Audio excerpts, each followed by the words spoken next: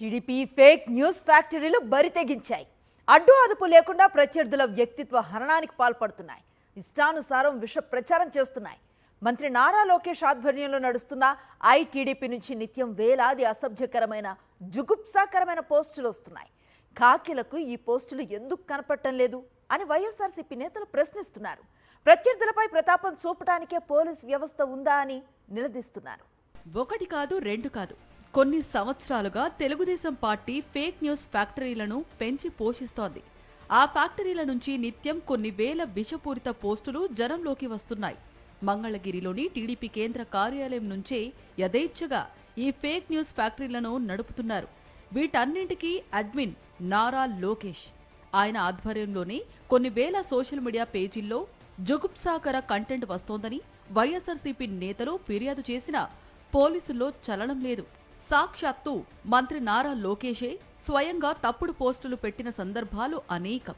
Telugu Desam party official Twitter, ఫేస్బుక్లలో ప్రతిరోజు కొన్ని వందల పోస్టులు పెడుతున్నారు. అది కూడా వైఎస్ఆర్ కాంగ్రెస్ పార్టీ అధినేత వైఎస్ జగన్, ఆయన కుటుంబ సభ్యులతో పాటు పార్టీ నేతలను లక్ష్యంగా చేసుకుని అత్యంత అసభ్యకర, అనుచిత పోస్టులు పెడుతున్నారు. జగన్ది గొడ్డలి పార్టీ అంటూ గొడ్డలి బొమ్మతో ఇష్టానుసారం పోస్టులు పెడుతున్నారు. గొడ్డలి పార్టీ సిద్ధాంతం హింస అని, ఆ పార్టీ విధానం దాడులు అని, ఆశయం విధ్వంసం అంటూ ఇష్టానుసారం వ్యాఖ్యలు చేస్తున్నారు. బుద్దా వెంకన్న, దేవినేని ఉమా, అయ్యన్న పాత్రుడు, అచ్చెన్నాయుడు లాంటి వారు కూడా తమ అధికారిక పేజీల్లోనే విచ్చలవిడిగా పోస్టులు పెట్టారు. వందలాది మందికి జీతాలు ఇచ్చి మరీ అసభ్యకరమైన, అనుచిత కంటెంట్ తయారు చేయిస్తున్నారు.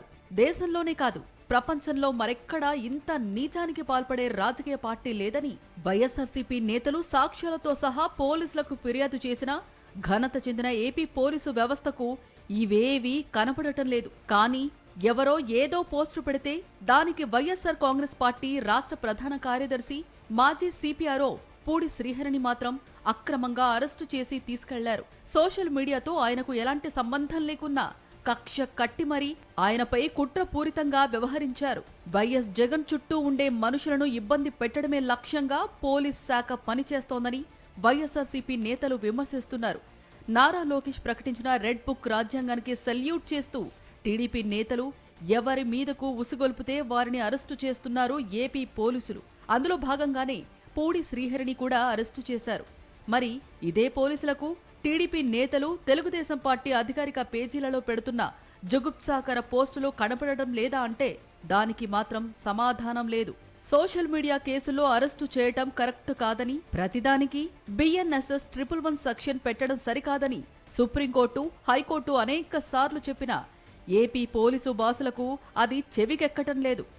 తమకు సుప్రీం తెలుగుదేశం పార్టీయేనని, కాబట్టి వారు చెప్పిందే వేదం అన్నట్లుగా వారు పనిచేస్తూ ఉండటంపై తీవ్ర విమర్శలు వస్తున్నాయి. అయినా ఏపీ పోలీసుల్లో కాస్త కూడా చలనం లేకపోవడం రాష్ట్రంలో కొనసాగుతున్న అరాచక పాలనకు నిదర్శనమని రాజకీయ విశ్లేషకులతో పాటు అన్ని వర్గాల ప్రజలు అభిప్రాయపడుతున్నారు. అధికార టీడీపీ రాక్షస పాలనను చీదరించుకుంటున్నారు.